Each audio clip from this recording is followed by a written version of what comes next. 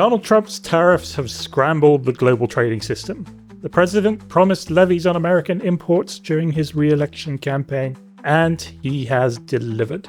In the past few weeks, he's unveiled bespoke charges on every country that trades with the United States and a few uninhabited islands. Then he postponed them, leaving in place a minimum 10% charge on imports, at least for now. He's also slapped tariffs on imports of cars, steel and aluminium, and is threatening similar treatment for a range of other goods, including semiconductors and pharmaceuticals. And he's cranked up tariffs on China to an eye-watering 145%, only to then exempt popular products including smartphones and laptops. This frenzy of activity has left even seasoned trade experts struggling to keep up. But even though much is still in flux, it's not too early to try to make sense of what has just happened, not just for the US, but also for the rest of the world, and to try and divine where this story will go next.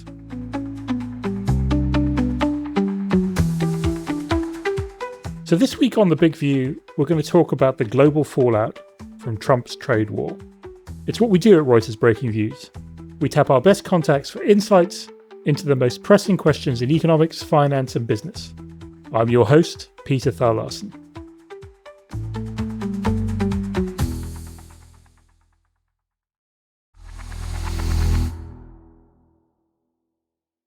To help guide us through all this, I'm delighted to welcome Simon Evenett onto the show.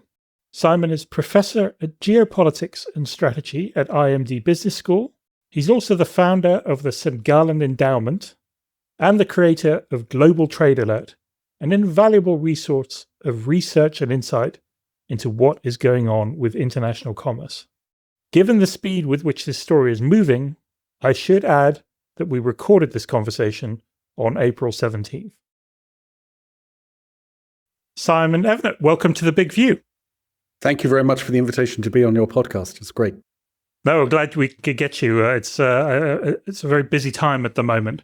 I just thought it would be helpful to start with just a bit of an overview of where things are, at least as we are speaking at this moment on the 17th of April. Things could change at any moment, as we've realized in the last few weeks. But there's a widespread consensus, at least in financial markets, I think, that the current situation is not where we're going to end up. People seem to think that many of the additional tariffs that Trump has promised/threatened on other countries won't materialize, and that the US-China tariffs will come down in some form. So with the caveat that all of this is completely unpredictable, what do you think happens next? So I share the consensus that the current levels, elevated tariff levels, are probably not where we're going to end up in about a year's time. And I'm just thinking 12 months out now. Mm-hmm. I think with respect to the tariffs on countries other than China, some countries will be able to negotiate tariff reductions with, or at least avoid the tariff increases that were promised on the 2nd of April and then suspended on the 9th. And I suspect Japan, the United Kingdom, and a few other countries will be in that list and will get their deals done by the end of the tariff pause. I also, my expectation is that there are some trading partners who will not be able to negotiate a deal with the US, and the European Union is top of that list for me. I expect that they probably will face their 20% tariffs, which have been promised for them. So I think there's differentiation amongst the non-Chinese trading partners, with the allies getting better treatment, and with Europe being singled out. I think it'll be impossible for them to come to some type of deal. How it shakes out for others, I think, depends critically on how much bandwidth Washington has for these negotiations. It's not clear to me that they have enough to be able to conclude around 50 sets of trade talks anytime soon. With respect to China, I would hope, and I suspect, that the very elevated tariff levels will come down, but I'd be very surprised if the final tariff was below 60%. That's, after all, what the president campaigned on. I looked at the phase one deal that was done with China in 2020, and there about a half of the tariffs were left on at the level they were, 25%. Another quarter saw tariffs halved, and another quarter saw tariffs postponed. And so I think, and don't forget, in that deal, the Chinese also promised to buy lots of stuff from the United States. I'm not saying that that will be the contours of this particular deal, but there was a sweetener which was there. I think this time around there probably will be fewer sweeteners, much less goodwill. And so I think the 2020 deal didn't involve much tariff reduction. And so my baseline expectation would be that there will not be much tariff reduction vis-a-vis China going forward. So a year from now, I would expect to see elevated tariff levels, still 60% or above, I would be my expectation. Mm-hmm. And the fallout from that, of course, is that it will trigger very significant decoupling between the Chinese and the US economies in the area of goods trade. Yeah, I see. Well, that's helpful. So when you talk about deals, what do you have in mind? Because, as we all know, in the old world, trade deals used to be very complicated and take years to negotiate. This is happening in a very compressed time frame. So I'm assuming we're not going to get fully fledged trade deals with Japan or the UK or something. So what do you think? What are they going to look like? Do you think? So the type of deal which could get done is more of a one-sided arrangement whereby the trading partner either promises to buy or invest a lot in the United States, or buy from the United States or invest a lot in the United States, mm-hmm. or to reform some of its own policies in return for the US not putting up these tariffs to reciprocal tariff levels, the levels which were announced on the 2nd of April. So I think in that sense, this is not going to be a negotiation where both parties reform their economies or open their markets. I don't think that's how Washington sees it at all. I think they see it very much in terms of the other countries rectifying their wrongs. That's their language. Mm-hmm. And the question will be what price the allies like the UK and Japan are prepared to pay in order to head off this tariff threat for the time being. And that's why that leads, I think, to another point, which is that these are tariff deals. These are best thought of as truces. Right. Because who knows what will happen down the road when the action returns. And so in that sense, these countries at best are buying time until the next outbreak of tariff increases. And that thinking will presumably also inform the way that that these other countries approach it. Correct. You wouldn't want to concede anything too dramatic because correct. You don't know whether... That's correct. Mm. And the other important point they will be bearing in mind is that this will be a two-stage negotiation where the trading partner will negotiate first with President Trump's cabinet officials, and then those cabinet officials will present the deal to the president, who will undoubtedly think it's not good enough, and will then wring further concessions in a second round out of whichever hapless president or prime minister turns up in the Oval Office trying to sign this and conclude this arrangement. And given that there will be a two-step negotiation for the most important cases, I think this will affect the strategy of the trading partner and how much they offer in the first place. Yeah, that's interesting. Is the first Trump administration any help in this, in terms of sort of providing some sort of guide for how this might work? The first Trump administration experience is instructive, and let's unpack this in a number of ways. You may remember that the Secretary of Commerce in the first Trump administration was a gentleman called Wilbur Ross, who mm-hmm. took it upon himself to negotiate the first round deal with China. He brought a deal back to Washington, presented it to President Trump, and President Trump repudiated that deal and humiliated Secretary Ross in public. I think this precedent is well understood, and that's exactly why you see the current Secretary of the Commerce and some of his other cabinet colleagues, including the US Trade Representative, saying things like, no, the president's such a great negotiator. He is the one who will settle this. So I think what they're doing is they're very conscious of the fact that ultimately it will be the president who decides, and therefore they're not going to get too far ahead of where the president is at. And again, I think this means that, this reinforces the point that this negotiation in the first stage with the cabinet officials is only a preliminary a set of talks, and then the real stuff happens when you get into the Oval Office and with the people around the president. So I think one of the things that has been really hard for people to work out is what the ultimate objective is for the US, for the president. And maybe it's one of those questions that's just sort of unanswerable. But when you think about the different rationales that have been put forward for tariffs, people talk about bringing back manufacturing to the US. They even talk about, stopping the inflows of fentanyl. They've talked about eliminating bilateral trade deficits. They've talked about, some sort of compensation for the kind of the unfair things that have been done to the US in terms of non-tariff barriers. And then most recently, the latest idea seems to be, this is all part of a way to isolate China and to draw other countries more closely into the US trading system, and there's the quid pro quo for which would be for them to loosen their trading ties with China. Is there any way in which we can look at all those different objectives and say, this is what they're really trying to achieve? I think the short answer to that question is no. Right. We really have absolutely no idea what this administration is trying to accomplish.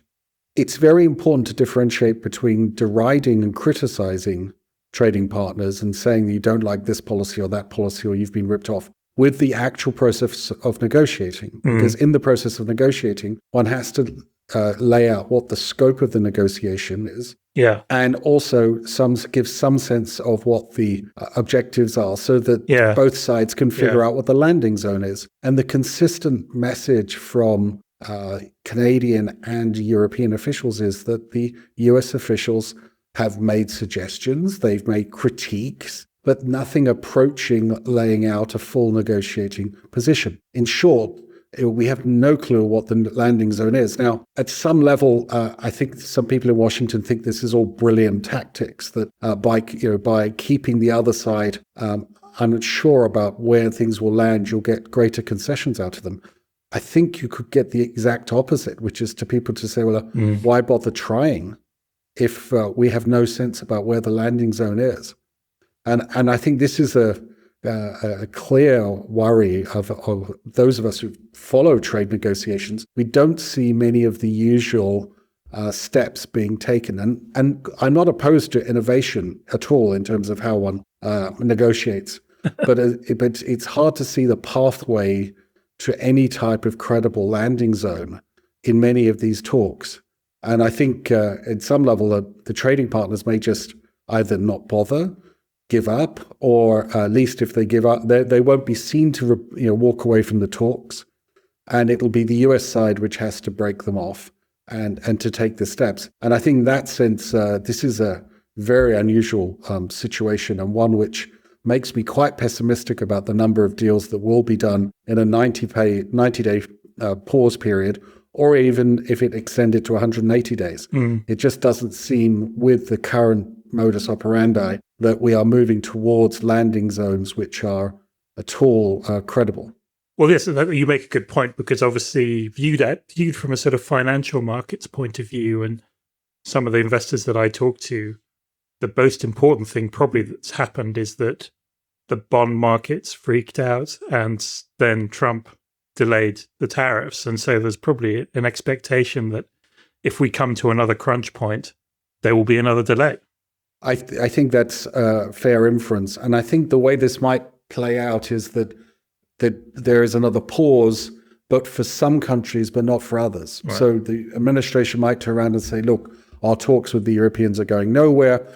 We hit them with the 20% tariff. Our talks, say, with the UK are making progress. We expect to conclude them by the end of July, which would be after the 90 days. The first 90 days are over. And so we extend it for them. So we may end up with a second pause, but not a uniform pause across all trading partners. So that in that sense, if that happens, then of course some trade barriers will go up, and that might in turn, as you say, disturb the financial markets. I just want to return to this idea of trying to isolate China. I just wonder, how do you think that might work in practice, and how do you sort of assess the likelihood of other countries going along with that? So those are two things. So let's start with how it could play out, which is first, the US administration could ask trading partners not to commit to negotiate free trade agreements with China. Right. Second, if a country has a free trade agreement with China, such as Switzerland, they may even ask the Swiss to abandon that free trade agreement. Third, it is in the shipbuilding executive order that it's the policy of the United States to ask other countries to raise the charges on Chinese ships which go into their ports, or Chinese-made ships or Chinese-owned ships which enter their ports. Fourth, there is the long-standing precedent of trying to discourage other countries from using Chinese-made telecoms equipment. And fifth, there could well be a request that Chinese firms not be allowed to invest in a trading partner as well. So this could, the range of demands which could be made by the United States of trading partners could be extensive. And the longer that list gets, the more likely the trading partner is probably to say no, thank you. So I think this is essentially will be how this plays out. Essentially, the US would be trying to multiply its own market, its own market power, or at least market access into other countries, encouraging them to deny their markets to China. And that type of multiplication strategy could, I can see how it would be strategically attractive to people sitting in Washington. It might not be so attractive to policymakers in other capitals of the world. Yeah, well, I guess we've seen a version of that in the sort of like Trump tariffs solve every problem sort of playbook is also these secondary tariffs that they've tried to sort of threaten on people importing Venezuelan oil and things like that. Yeah, that was one of the innovations we saw. Just to go back to the point about disengaging with China, of course, don't forget that when the NAFTA agreement was renegotiated as the USMCA, a poison pill was put into the agreement, which meant that if Canada or Mexico were to negotiate with a non-market economy, of which China is the leading example, in the eyes of the Americans, then the Americans would have the right to withdraw from the USMCA. And so that poison pill type tactic could be deployed in other countries as well, with other countries as well. Yeah, fascinating. So one thing I know you've looked at in quite a lot of detail, there's a lot of discussion about the block of the US blocking Chinese imports, and that those Chinese exports will then go elsewhere. That there will be a sort of flood of cars or batteries or solar panels or whatever product you want to mention will then end up flooding into other countries, and other countries will then have to put up similar trade barriers to stop themselves from being overwhelmed. I know you've gone into this in quite a lot of detail. What do you can you just sum up for us what you concluded on that? So with my colleagues, we've done two things. One is to look at the trade deflection, as this is called, which happened during the first trade war. That is, products which were destined for the United States ending up in third markets. And we found that in the products where there was enough Chinese exports in the first place to deflect, that deflection happened in the G20 and in Switzerland only 42% of the time. So it turns out there were 60 product categories which China exported more than $1 billion to the United States before the last trade war, which then faced tariffs. And then if you take those 60 products and you look across the rest of the G20 and Switzerland, that's 16 destinations. In 42% of those cases, there was trade deflection. So trade deflection happens, but it doesn't happen all the time. Even more interestingly, when you looked at how often did those trading partners take action, defensive action against imports in those commodities which were deflected, that only happens half of the 42% of the time. That tells me that trade deflection happens. It is not automatic.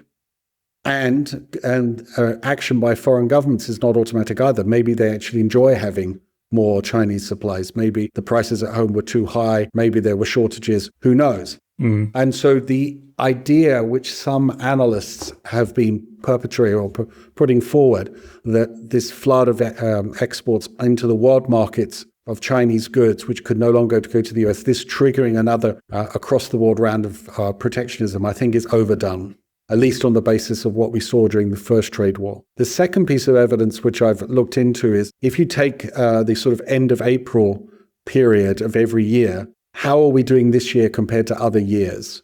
And we're finding that when it comes to import barriers like raising tariffs, putting in quotas, attacking dumped imports and subsidized imports. This year, we've seen around 152 actions. Last year, we saw 116. So the number's up. But bear in mind that in 2023, we had 191 at this time. And so in that sense, maybe the number of trade restrictions is rising, but from a very low 2024 low. And for much of the phase since the pandemic, we've had between 175 and 200 trade restrictions put on Chinese goods at this time. And as I said, at the moment, we're at around 152. So we're below trend in terms of reaction. Now, of course, you could argue going forward, once the American tariffs kick in, that there will be more such measures. Yes, we will have to track this. We'll have to see whether that indeed happens. But I wouldn't necessarily assume that it will. Foreign governments can react in two ways. They can raise trade barriers against Chinese products, or they can offer financial support to the import competing firms that get into trouble. And countries that do not want to inflame their relations with the Chinese will have a strong incentive to do the latter. Mm-hmm. Mm-hmm. So it does not follow that flooding of the world markets will happen once America puts its import tariffs up, and it does not follow that other countries will respond with tariffs of their own. Right. I suppose this leads me on to the sort of one of the big questions that's hanging over this whole discussion, which is what happens to the trading system in the rest of the world as the US sort of withdraws from it. I think a lot of the discussion is based on the assumption that the US is incredibly powerful in all of this. And I mean, in some sense, obviously it is, because it basically created the post-war trading system and sponsored the bodies that sort of, policed it. But the US as a proportion of world trade it's large, but it's not dominant. It's not dominant in the way that the dollar dominates the financial system. And so I guess you can sort of imagine a situation where other countries reassemble something that looks like a multilateral trading system that existed before, just without the US. How would you sort of think about that? Let me break the problem down in the following way. So when it comes to goods trade, the US is responsible for about 14% of the world's imports. Right. China is responsible for just under 10. Okay. So these are the two big behemoths. Mm-hmm. To be honest, most foreign governments are having difficulty with both these days. And so if you take together, those two are about a quarter of world imports, and that of goods. And that's a significant percentage. But it does mean that 3/4 of world imports are done by other countries. And there is a clear signal from many of them that they want to have stability in their trade relations. And so what I've been sort of discussing with people is whether or not those other countries would form what you could call an oasis of stability, mm-hmm. where they don't sign a new big trade deal between them, which takes forever to negotiate and creates a new institution. No, I think what we are more likely to see is measures taken to stabilize trade relations, to commit not to engage in first strike tariff increases, and to commit not to retaliate in ways which are illegal under the WTO rules, and to commit to stick to the rules for investigating import surges where they do happen. That's the trade deflection we discussed earlier. I think there will be confidence-building measures taken by countries, and where signals will be sent by the remaining 75% if the two big behemoths either cannot get along or don't really want to play ball with everyone else. And I think what that shows is that because of globalization, we now have we are essentially not so dependent on any one of the big players. Both of the two big players can go off on their strange trajectory if they want to go essentially isolate themselves. And to some degree, both are. Then the remaining 3/4 of the world trading system in goods can carry on as it was if governments want that. Now, so that's the positive thing to say. The second thing to say is that, of course, so these governments will be committing to do is to keep their markets open, to keep barriers down. But we should understand that ever since the global financial crisis, such has been the pressures to intervene in markets that we have a thoroughly trade distorted trading system at the moment. So what they will be salvaging is a very subsidy distorted trading system. And I checked the calculations before we got together. About 3/4, 76% of world goods trade is in products and in markets where some type of export support has been offered. And 59% of world goods trade is in markets where at least one import competing firm has received some type of bailout or state support. So this is data from the Global Trade Alert team, which I work with. And in contrast, by the way, only 38% of global trade is covered now by tariff increases. And that includes the tariff increases we've seen up until now. So what we have is a trading system which is heavily distorted. And then the question really is whether it's going to become closed on top. And the salvage operation will be to stop it from becoming closed. And even if it doesn't become closed, it will still remain heavily distorted. So so in that sense, it's not really talking about a salvage job of a perfect system. We are well into half a loaf, a quarter of a loaf, that type of situation in terms of outcome. Oh, a couple of other things that I'd like your view on. The one thing is just thinking about the US, particularly about the US tariffs, which obviously been put together in a very kind of, seems very hasty and kind of ad hoc kind of way. But they appear to create all kinds of loopholes, right? That you have different tariffs on different countries. You sometimes have different tariffs on territories that are part of a country that has a different tariff and so forth. But it sort of occurs to me that someone is going to have to try and police all of this and sort of pay attention to things like rules of origin and whether stuff is being channeled through one country or another. I just wonder, is there the infrastructure in place to do that? The short answer is no. There's not really the infrastructure on the US side. The pressure that's being put on the essentially the customs service in the United States will be extraordinary. And some of the people who know that agency very well have become quite worried about what is being expected of it. You're quite right to argue that if we're going to have tariffs varying across exporter, then we have to make sure that products are not being, or rather the US customs officials will have to make sure products are not being transshipped through lower tariff jurisdictions.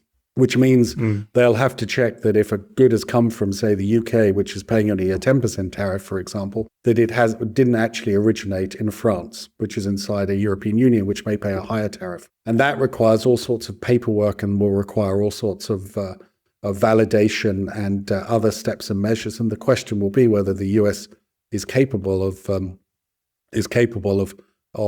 processing such a vast amount of information. Yeah. That definitely seems to be one of the big questions. And maybe just sort of to finish up, I think we've talked a lot, obviously, about tariffs on goods, about goods trade, where the US is a net importer. The flip side of that, of course, is that when it comes to services, the US is primarily an exporter of services.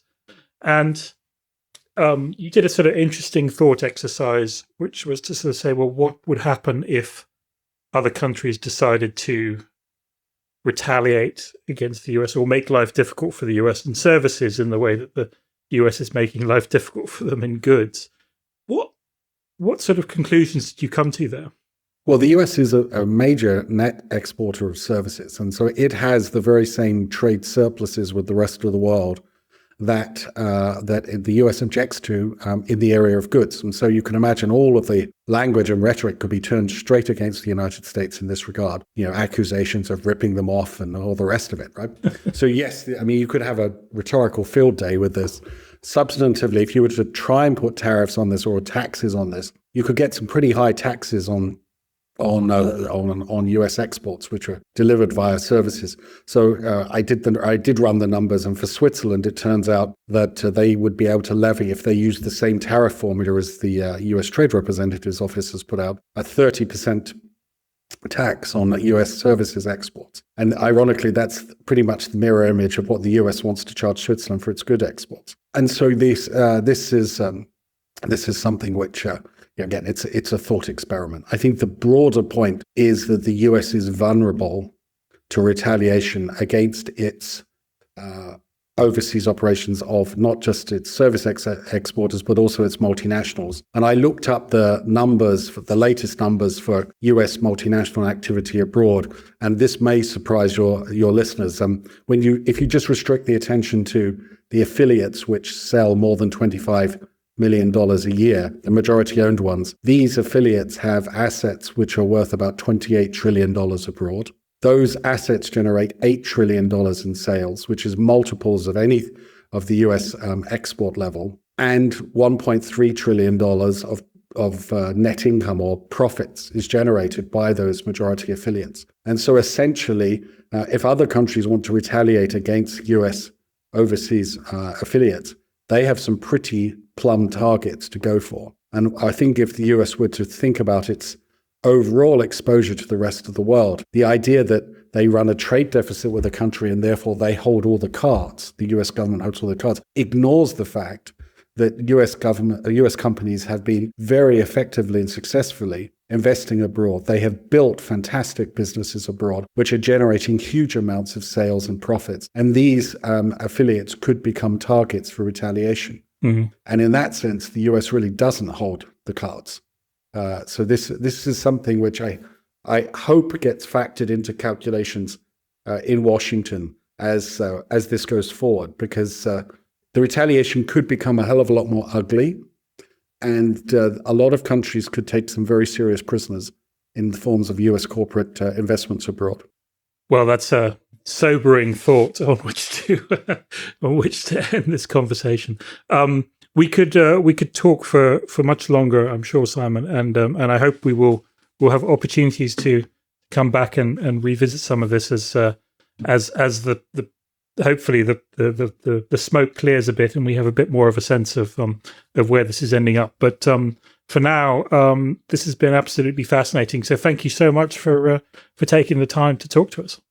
Thank you very much for the invitation. It was a great conversation, and I hope we can do this again at some point.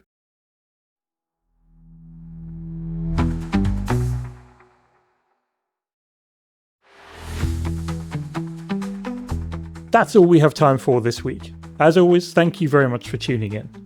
This podcast was produced by Oliver Tasic in London. You can listen to a new episode of The Big View every Tuesday on the Reuters app or your favourite platform. Don't forget to check out our sister podcast, The Viewsroom, every Thursday, as well as the other great podcasts from the Reuters team. Reuters World News, your daily dose of the biggest global stories, and Reuters Econ World, a weekly deep dive into an economic concept behind the headlines. If you like what you heard, please follow The Big View and leave a comment to let us know what you thought. And check out our views on the biggest stories in business and finance every day at breakingviews.com and reuters.com.